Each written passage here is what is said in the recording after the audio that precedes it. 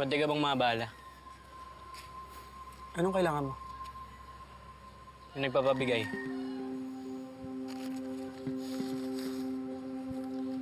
Kanino galing? Si Princess. Nasaan si Princess? Wala siya. Kaya ako na lang inutusan niya. Teka, paano niya ito nakuha sa magnanakaw? Taga-preso kami. May connection kami sa loob. Tama, ikaw nga yung dalaw ni Pusoy.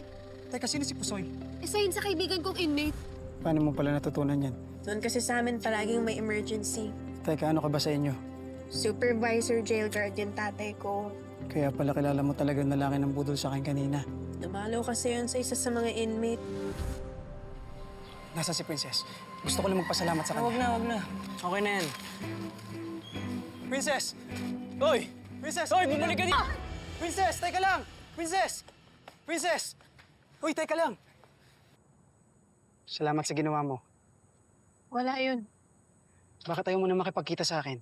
Tinatanong pa ba yan? Ayoko na ng gulo. We can still be friends. Ayaw nga ng tao eh. Kasi, Pwede ba pabayaan natin siya? Makulit ka kasi.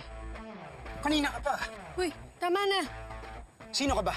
Best friend ako ni Princess. Eh, ikaw, ngayon ka nang dumating dito, ha? Akala mo kung sino ka. Yun naman pala eh. Best friend ka lang. Hindi ka niya boyfriend. Huwag ka maangas! Ikaw yung Tama maangas. na, Onse!